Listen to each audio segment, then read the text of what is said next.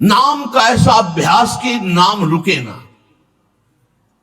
एक संत के एक शिष्य थे, तो शौच में भी नाम जप कर रहे थे, कृष्ण कृष्ण कृष्ण कृष्ण। किसी ने देखा, जाके उनके गुरुजी से कहा, महाराज ये तो बहुत ही भ्रष्ट है। क्यों?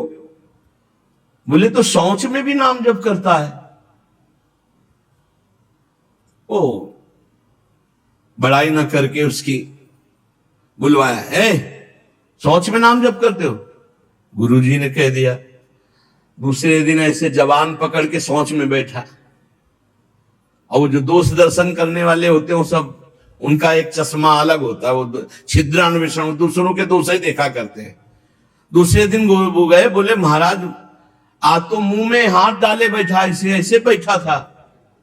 तो बुलाया और कहा, भाई वैष्णव होकर तुम अवैष्णव काम करते हो, शौच के समय ऐसा नहीं, मुख में हाथ क्यों डाले थे? तो रोने लगे, बोले गुरुजी आपकी आज्ञा भी नहीं टाल सकते, और मुझसे नाम के बिना रहा नहीं जाता, इसलिए मैंने जवान पकड़ा कि जवान से नाम ना निकले, पर उस समय भी हृदय से चल रहा था, हृदय से लगा लिया और कहा, बेटा तुम्हारा जीवन धन्य हो गया। गुरु के मना करने पर भी नाम जपना, उनकी आज्ञा का पालन हो, तो इसलिए जवान पकड़ लिया, पर खुल के कह दिया कि गुरुजी शौच में भी हृदय से नाम चल रहा, हम नहीं छोड़ पाएंगे। तो बोले यही जीवन का सार, और हृदय से लगा लिया। और छिद्रान्वेषण वाले को कहा, आज के बाद हमारे सामने मत आना, हमसे रहा ना जाए, हमको कसम दिला दी जाए तो भी ना रहा जाए। एक संत के पास एक गए, बोले 18 साल से आपने कहा था राम राम जप करो, तो हमने जप किया, लेकिन हमको कोई दिव्यता तो समझ में आई नहीं। तो उनका, अच्छा हमें गुरु मानते हो? बोले हाँ गुरु मानते हैं, आपको पक्का मानते हैं। बोले तुम्हें हमारी कसम है, बस कल तक ये नाम न जपना, फिर कल आओगे तो हम ऐसा मंत्र देंगे कि बहुत जल्दी तुम्हारे को सिद्धि प्राप्त हो जाएगी। तो ठीक है, प्रणाम करके चले, शुरू हुआ अभ्यास। अब गुरुजी ने कसम खवाई तो सीढ़ी नहीं उतर पाए, रो के आए, बोले गुरुजी ऐसा तो नहीं हो सकता, अब नाम तो नहीं छूट सकता गुरुजी, आपने कसम खवा दी, इतनी देर में कितने नाम चल गए गुरुजी, अब ऐसा नहीं। बोले बस यही मिला 18 साल से, जो नाम में तुम्हें प्रियता हो गई, अब क्या दुर्लभ रह गया, आगे जब इसका फल प्रकाशित होगा तो सच्चिदानंद भगवान का मिलन। तो हमारा स्वभाव बन जाए कि रहा ना जाए बिना भजन के, हमारा जीवन भजन बन जाए। मत प्राणा उसे कहते, हर श्वास में भगवान का स्मरण। गोपीजनों के लिए भगवान ने कहा, मन मनस का ता मन मनस का मत प्राणा मदर्थ त्यक्त दहिका।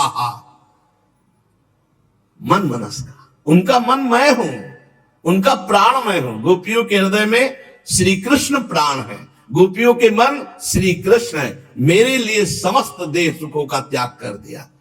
देखो भगवत प्राप्ति ऐसे नहीं होती, मेरे मन से जीवित हैं गोपियां। भगवान ने कहा मेरे प्राण ही गोपी के प्राण हैं, भगवान के प्राणों से अनुप्राणित, भगवान के जीवन से जीवित। ये क्यों? भगवत स्मरण। हर श्वास तो भगवान को प्राण समर्पित, हर वृत्ति तो चित्त और मन समर्पित, पूरा निश्चय भगवान मेरे तो बुद्धि समर्पित, और अहम भगवान के दासत्व में समर्पित।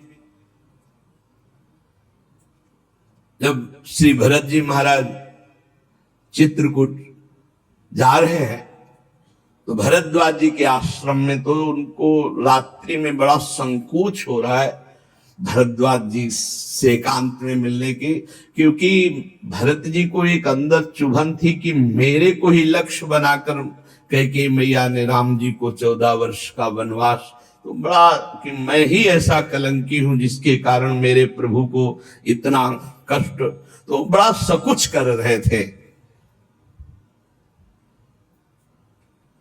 और वहां चर्चा हो रही थी, भरत जी पधारे हैं, तो कहा भरत सरिस को राम सनेही, जगु जप राम राम जप जेही।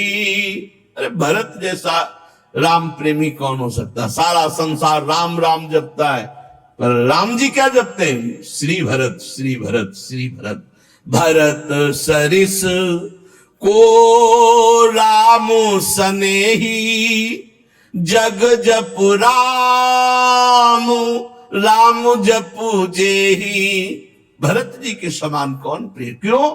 भरत जी जैसे राम जी को निरंतर जपते, ऐसे राम जी श्री भरत ऐसा जपते हैं। प्रेमी का हृदय हर समय अपने प्रीतम के चिंतन में तन्मय रहता है। विलक्षणता उसी में आती जो निरंतर भजन परायण रहता है। भगवान का स्वभाव, भगवान की महिमा, भगवान का प्रभाव उस भक्त के हृदय में उतरने लगता है जो निरंतर भगवत चिंतन परायण रहता है। यहां सावधानी रखनी है। भजन परायण होने पर भी हमारे अंदर चाह नहीं पैदा हो रही तो कोई न कोई हम में त्रुटि हो रही है।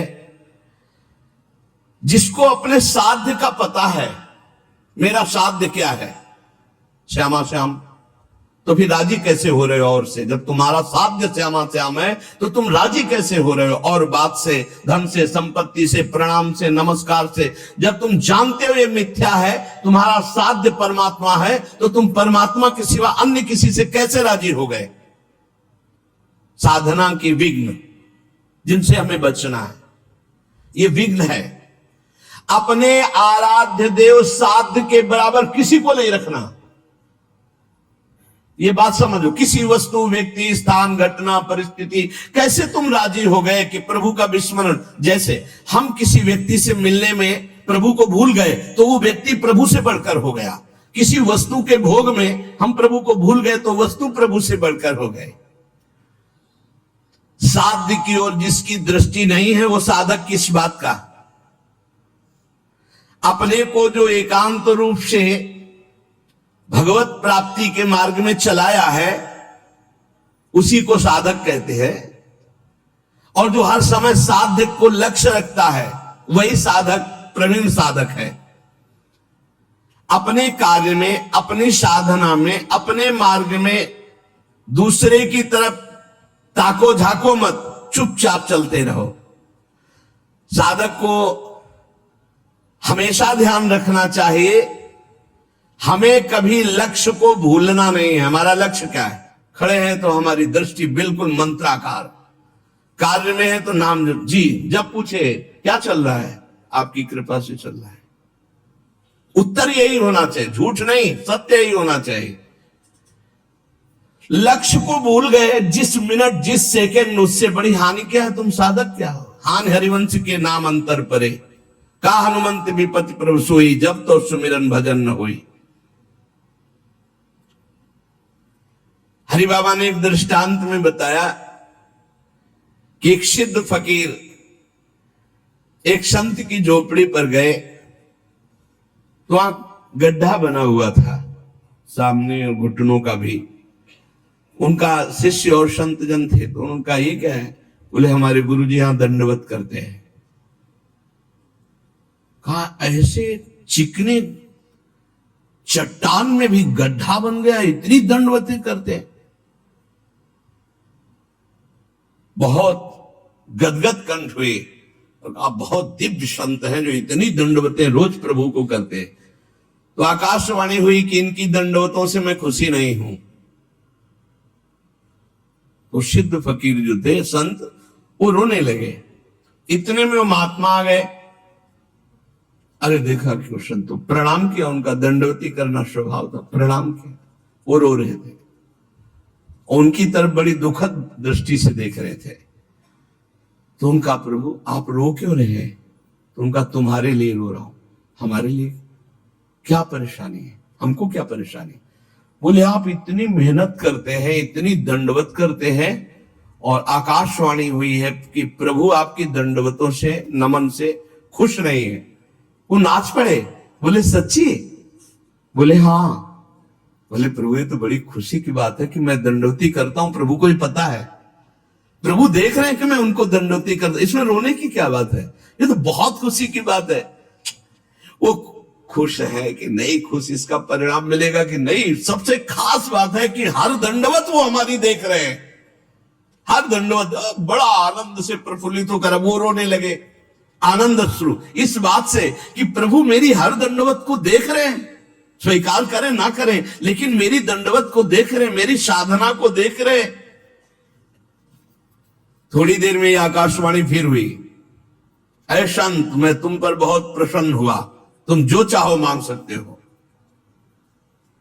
तो जो सिद्ध महापुरुष आए हुए थे उन्होंने कहा अभी तो आपने आकाशवाणी की थी कि इनकी बंदगी इनकी दंडवत से आप प्रसन्न नहीं, अभी आप कहते हैं मैं बहुत प्रसन्न हूं, तो इतनी देर में कौन सी साधना हो गई?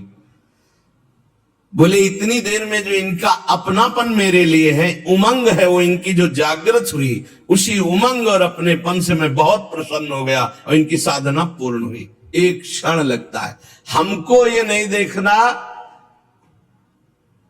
कि इसका परिणाम क्या होगा, हमको अपनी दिनचर्या अपनी नियमावली करना, इसी से भगवान भी कहते मैं प्रसन्न नहीं। तो ये बात तो है कि आप देख रहे हो ना, बस इतनी बात बहुत है, आप देख रहे हो बस।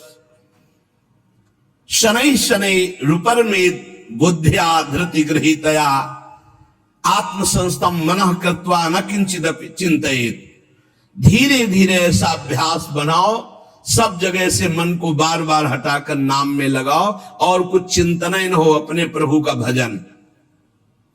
दूसरी किसी वस्तु व्यक्ति चीज का चिंतन ना होने पावे, जहां जहां मन जाए वहां वहां से हटा करके अपने लक्ष्य में अपने प्रभु। साधक धैर्यवान होना चाहिए, विश्वासी होना चाहिए, विचलित नहीं हो जाना चाहिए कि अरे बहुत प्रयास किया मन नहीं लगा। नहीं, हम प्रयास करते रहेंगे। जब हम रात्रि में टहलते हैं तो एक राधा राधा राधा राधा राधा राधा राधा राधा राधा राधा राधा राधा ये से आवाज आती है, वो कोई साधक करते हैं, बहुत अच्छा लगता है कि मानो पौने 2 बजे नींद आ जाए, खड़े हुए बालकनी में नाम राधा राधा राधा राधा राधा राधा राधा राधा।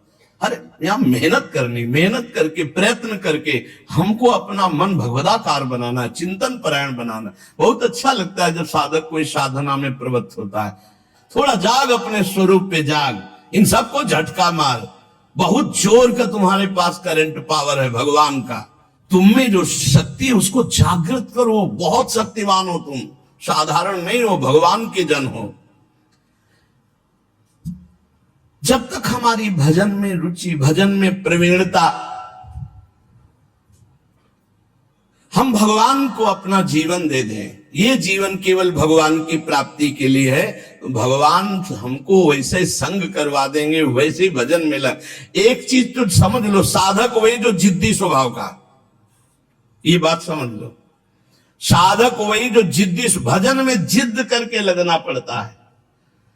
जैसे भजन में पूर्व में था कि बैठे थोड़ी देर भजन हुआ, फिर नींद आने, खड़े हो गए और टहल रहे हैं, बाहर निकल करके टहल। हमें नींद में समय बर्बाद नहीं करना। एक नियत समय तुम्हें दे दिया देह को सोने का, 5 घंटे 4 घंटे 3 घंटे, जितना अभ्यास में ले पाए। इसके बाद अब नहीं कि तुम झटका मारो। हर प्रयास किए, ठंडा पानी बिल्कुल ठंडा रख लिया है, सर्दी में कंबल ओढ़ा नहीं, पूरा अब ठंडी में कांप, अब नींद आवे, लड़ा जाता है। बहुत आनंद का विषय है जिस मार्ग में आप चल रहे हैं। अपने आप को भगवान के चरणों में समर्पित करके निरंतर भजन का अभ्यास, तो तेषाम हम समुद्धरता मृत्यु संसार सागरात भवामि न चिरात पार्थ मय्यावेशित चेतसाम। इस शब्द पर ध्यान करो, मय्यावेशित चेतसम, मेरे में आवेश चित्त वाला। भजन का आवेश हर समय बना हुआ है, भजन का आवेश और कोई चाह नहीं। एक रबिया जी बड़ी संत हुई है, उन्होंने कहा कि अगर मैं स्वर्ग चाहूं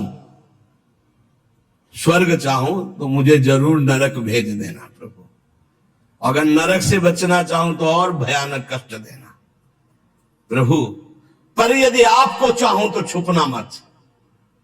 अगर आपसे और कुछ चाहो, सुख चाहो तो दुख दे देना, स्वर्ग चाहो तो नर्क दे देना, अगर हमारी नर्क न जाने की इच्छा हो तो और भयानक कष्ट दे देना, लेकिन यदि मैं भजन चाहूं और आपको चाहूं तो इसमें धोखा मत कर देना। मैं आपको चाहती हूं, आप हमारे हृदय की बात जानने वाले हो। साधक जब इस मार्ग में चलता है तो उसको प्रलोभन और भय, ये दो चीजें माया भेजती है, ध्यान रखना। साधक इस मार्ग में जब चलता है तो प्रलोभन और भय, कोई भी हो, पार्वती जी तपस्या कर रहे हैं भगवान शंकर के लिए, भगवान शंकर से प्रेरित होकर सप्तऋषि आए। अब महादेवी ध्यानस्थ थी, जब ध्यान खुला तब प्रणाम किया और कहा, देवी आप तपस्या में संलग्न, बहुत कठोर तप कर, बहुत कठोर तप, सूखे पत्ता एक ऐसे बिल्व पत्र पा लिया, बस अपर्णा नाम पड़ा माता जी का, बहुत कठोर तप किसके लिए कर रहे हो? तो उनका भगवान शंकर को पति बनाने के। हंस पड़े सब। हंस पड़ना होता है मानो उपहास करना किसी बात, भगवान शंकर को पति। अरे बरगद के पेड़ के नीचे रहते हैं महाराज, चिता की भस्म लगाते हैं, बागंबर धारण करते हैं, कोई इतनी बड़ी तपस्या। देखो, हम वैकुंठनाथ भगवान श्री हरि से आपका ब्याह करा देंगे। पार्वती, कोटि जन्म लग रगर हमारी, बरो शंभुनता राम। साधक प्रलोभन नहीं, प्रलोभन नहीं। प्रलोभन क्या हुआ? वैकुंठनाथ। प्रलोभन नहीं, भय, भय दिखाया जाता है। जब ध्रुव जी महाराज चले तो नारद जी आ गए, भय दिखाया। अरे महामुख मुख प्रहलाद जी, नारद जी, बड़े बड़े महाभागवत, इनके जीवन में देखो प्रलोभन भय किस किस कोटि के आए, लेकिन अपनी निष्ठा छोड़ी। दुलार करता हुआ हिरण्यकश्यप कहते, छोड़ दो इस हरि की बात और जो तू चाहे प्राप्त कर ले। और भय तो कितना भयानक दिया। साधक जब इस मार्ग में भजन की जिद पकड़ लेता है, तब उसके हृदय में पूर्व में जो भोग इच्छा रही है, बहुत ध्यान से सुनना, वो फ्री भोगने को एकांत में मिलने का संयोग माया बना देगी। प्रलोभन, पूर्व में कोई भी भोग इच्छा रही है, सबसे पहले भजन की तन्मयता में वो भेजी जाएगी। भोगो इसे, फ्री, कोई विघ्न नहीं। आपको लगा हाँ हाँ ये तो मैं चाह ही रहा था, मारे जाओगे। आपका भजन लुट जाएगा, वो वृत्ति लुट जाएगी। भोगेश्वर प्रसक्ता नाम तया प्रहति चेतसाम व्यवसायत्मिका बुद्धि समाधो न विधीयते। आपका थोड़ा सा अच्छा भजन होने लगेगा तो आपके पास भेजे जाने लगेंगे लोग। ध्यान से सुनिए, बड़े भजनानंदी है, लियो सेव, अंगूर, ये ले, वो ले, ये रुपया की गड्डी, कभी कोई जरूरत हो फोन नंबर ले, ये ले फोन हो, उसमें ये भगवान की माया आपके भजन की एकांतिक वृत्ति को छीनने के लिए व्यवस्था भेज रही है। ये तुम्हारे भजन का फल नहीं है, भजन का विघ्न है। बहुत से भक्त बनने लगेंगे, आपका पूजन करने लगेंगे। बहुत खतरनाक खेल है, बहुत समझ के। पूजा अच्छी लगने लगी, फल फूल अच्छे लगने लगे, रुपया पैसा अच्छा लगने लगा, फोन नंबर अच्छा। अरे भाई, जिनके पास फोन है अब उनको दूसरे की जरूरत क्या है? असंगोहम पुरुषा, अकेले रहकर पूरे विश्व का सब भ्रमण करो, उसी में सब चीज है। इतने इतने बच्चे हैं, सब ज्ञान है उनको, पूरा विश्व का ज्ञान है मोबाइल भगवान की कृपा से। अगणित रूपों में आपके पास भजन का विघ्न भेजा जाने लगेगा जब आपका भजन सही होने लगेगा। कुछ तो बड़ाई करने वाले भेजे जाएंगे, मुंह चुपड़ी बोलने वाले। बचना चाहिए ऐसों से, जलन पैदा होनी चाहिए। जब माया ये जान लेती है कि भगवान बनना चाहता है, तो वो मायापति तो सिर्फ भगवान ही है, वो ऐसे प्रश्न फेंक देती है कि वो अपने आप चिल्लाने लगता है कि मेरे जैसा अधम कोई नहीं है। बड़ाई सुनकर अच्छी लगने लगे, साधन मार्ग के पथिक को बच के, साधन की सिद्धावस्था है, सबके चरणों में वंदना करो, सब इष्ट रूप है, हम सबके दास हैं। शो अनन्य गति जाके असमति न टरे हनुमंत, मैं सेवक सचराचर रूप स्वामी भगवंत। कहीं धोखे में मत आ जाना। मान देने वाले, पूजा करने वाले, फूल चढ़ाने वाले, प्रलोभन देने वाले, ये तुम्हें भ्रष्ट करने आए हैं, तुम्हें ऊंचे उठाने नहीं आए। ध्यान रखना।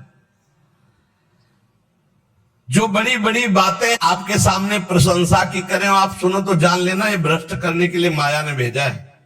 ये माया का पार्षद है। मुझे राधा राधा राधा राधा, सावधान, हे हरि बचाओ, हे प्रिया जो बचाओ। अगर इनसे बच गया तो आगे सिद्धियां आती है। सिद्धियां किनको आती हैं? जो इन सब से बच गया। अगर सिद्धियों से बच गया तो बड़े बड़े देवता हाथ जोड़कर खड़े हो जाते हैं और कहते हैं आपको जो सुख चाहिए, आप देवलोक चलो, अभी आपको भ्रमण कराते हैं, आप जो सुख चाहिए। जब मृत्यु लोक चाहो, मृत्यु लोक में कोई जान नहीं पाएगा। जब चाहो देवलोक, जब चाहो जिस लोक का भोग, क्योंकि भगवान को प्राप्त करना चाहना, भजन करना, भगवान को प्राप्त करना चाहना, तो उसकी चाह को बदलते हैं। देवता लोग हाथ जोड़कर खड़े हो जाते हैं।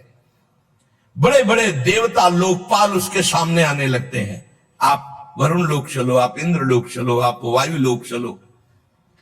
साधक भय और प्रलोभन आखिरी तक, जब तक भगवान के दर्शन न हो जाए, कुछ स्वीकार न करे।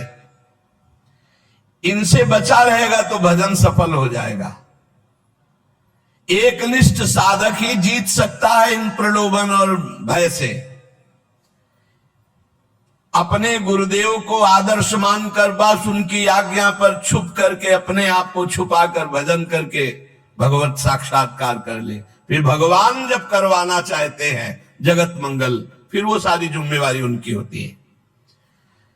हमारा मार्ग कैसा है ये हमें केवल गुरुदेव से देखना है और किसी व्यक्ति से सलाह नहीं लेनी है। फिर हमें कोई बुरा कहता रहे तो हमें कोई परेशानी नहीं, क्योंकि हम गुरुदेव से मिलकर चल रहे हैं। बस साधक मार्ग पर चलने वाला है, अभी सिद्ध तो हुआ नहीं, इसलिए उसे कभी भूलकर कोई दूसरा भरोसा नहीं कर लेना है। भरोसो जाए दूसरों सो करो। अगर किसी का भरोसा कर लिया तुम्हारा मार्ग रुक जाएगा। भरोसो जाए दूसरों सो करो। मोही तो सावन के अंधे जो सूझत रंग हरो ही हरो। हमारी महारानी, हमारी लाडली जी जैसे रखे वैसे हम महानता आनंद का अनुभव करेंगे। दूसरे से नहीं, बने तो रघुबर ते बने, बिगड़े तो भरपूर, तुलसी और अंते बने ता बनवे पे धूर। अनन्यता, निष्ठा, इष्ट प्रियता। जिसने संसार में किसी और का भरोसा कर लिया, बस बहुत बहुत बदल जाता है। हाँ, बहुत बदल जाता है। साधन को बदलते देर नहीं लगती। जहां साधक चूक कर देगा तो साधना बदल जाएगी। साधना होने लगेगी मान की, प्रतिष्ठा की, भोगों की। आप सच्चे गुरु, सच्चे आचार्य के बन करके चलो तो आगे ही आगे मार्ग आपको प्रकाशित करते चले जाएंगे। गुरुदेव पूछने की जरूरत नहीं, आगे का मार्ग खुद दिखाई देने लगता है। सच्चे साधक को मार्ग पूछना नहीं पड़ता, ये अध्यात्म अपने आप आगे प्रकाशित होने लगता है। सफलता आपके चरण चूमेगी यदि सावधान रहे तो। अगर इन विषयी पुरुषों के फसाव में आकर फंस गए, भटक गए, तो फिर बदल जाएगी, साधना बदल जाएगी। परमार्थ में बहुत सावधान। एक भी जीवन भर कोई अपना नहीं होना चाहिए, पूरे विश्व में कोई पराया नहीं होना चाहिए। ये चतुरता उपासक की। एक भी पूरे जीवन में अपना नहीं होना चाहिए, पूरे जीवन में, और पूरे विश्व में कोई पराया नहीं होना चाहिए। समझ लो, जो सबसे परे सबसे भरे उसका सेवक कितना प्रवीण होता है।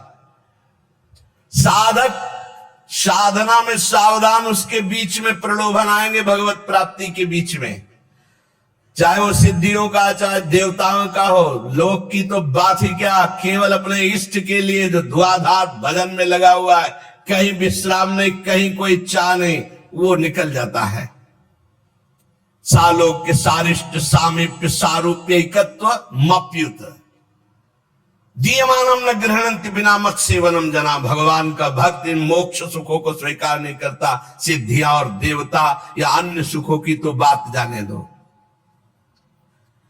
ध्यान रखने की बात है कि अनन्य प्रेमी अनन्य भजनानंदी ही भगवत साक्षात्कार करता है।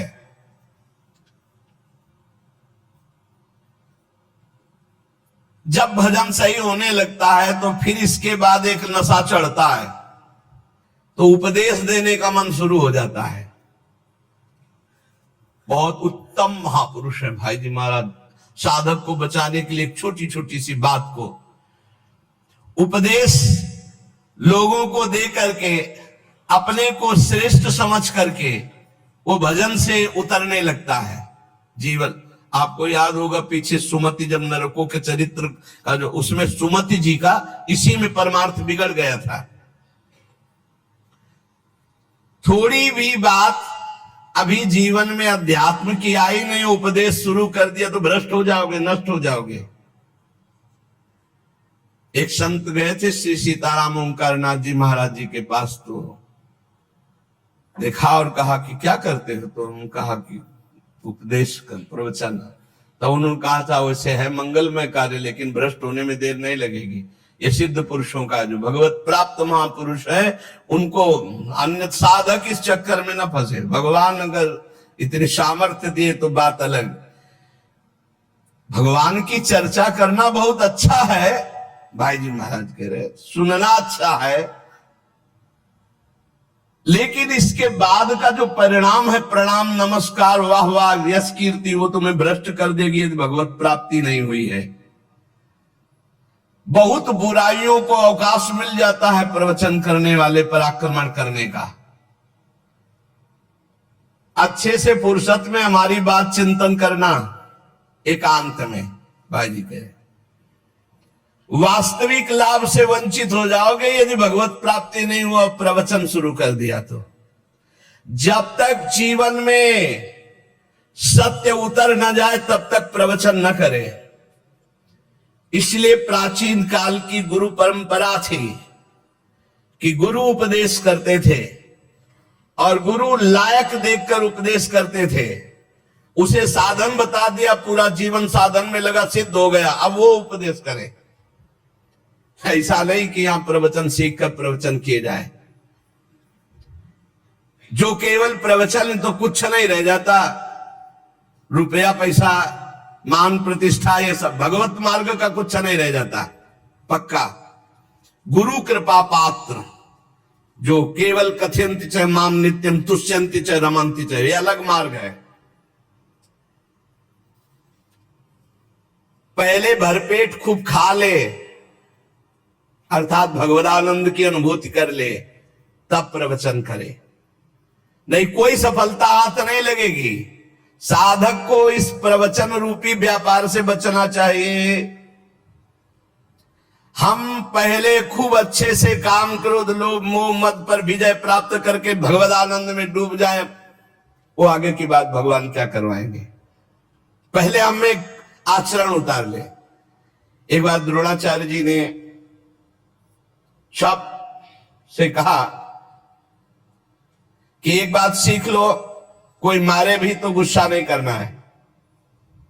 ये बात सीख लो, यदि तुम्हें उत्तम मार्ग का अनुसरण करना है, महापुरुषों के मार्ग में चलना है, तो तुम्हें मारे भी तो गुस्सा नहीं करना है। सीख लिया? सबसे पूछा जी क्या सीखा? हमें कोई मारे भी तो गुस्सा नहीं करना है। युधिष्ठिर जी से खड़े हो, क्या सीखा? बोले नहीं सीख पाया। सबने एक स्वर में सुना दिया, तुम क्यों नहीं सुना दिए? बोले नहीं सीख पाया गुरुदेव। दूसरे दिन खड़े हो, सीखा? क्या हम बोले थे? बोले नहीं सीख पाया गुरुदेव। 7 दिन तक पूछा, बोले डंडा लाओ, और 5-7 बेत मारे। बोले सीखा? बोले हाँ गुरुदेव सीख गया। क्या? कि कोई मारे भी तो गुस्सा नहीं करना चाहिए। बोले क्यों, आप क्यों? बोले आपने मारा ना और मुझे गुस्सा नहीं आया ना, तो अब सीख गया। हम केवल वाणी से थोड़ी बोलते कि मारे कोई गुस्सा, आपने मारा ना, अभी तक मार लगी नहीं थी, आपने मारा और मुझे गुस्सा नहीं आया, अब मैं सीख गया कि कोई मारे भी तो गुस्सा नहीं। अर्थात जो उपदेश है वो पहले आचरण में आना चाहिए, वो हमारी परिपक्वता होनी चाहिए। धर्मराज युधिष्ठिर कभी मिथ्या नहीं बोलते। आपने सिखाया कोई मारे गुस्सा नहीं आना, तो अब पहले हमारे मार लगे हो, मुझे गुस्सा ना आवे तब मैं बोलूंगा। कोई मारे फिर भी गुस्सा नहीं आना चाहिए। तो हर रोज हम बड़ी महिमा की बात कह रहे हैं, वही सत्संग सुनाते हैं, घुमा के, चाहे शब्दों का अंतर हो, सत्संग वही होता है। क्योंकि नई बात आएगी कहां से? शास्त्रों में जो है वही तो सुनाएंगे, परमार्थ की बातें घुमा फिरा कर हजार हजार बार वही हम कहते हैं। कहने का तरीका भले अलग हो, लेकिन हजार हजार बार वही बात हम कहते हैं। आपने स्वीकार किया जगत मिथ्या है, भगवान सत्य है, स्वीकार किया आज तक? नहीं। स्वीकार किया सब में भगवान ही भगवान है? नहीं। स्वीकार किया कि एक मिनट भी भजन से विलग नहीं होना? नहीं। और यही बातें तो घुमा घुमा के कही जाती है। तो क्या केवल सुन रहे हो, उसे गुण नहीं रहे, उसे जीवन में उतार नहीं?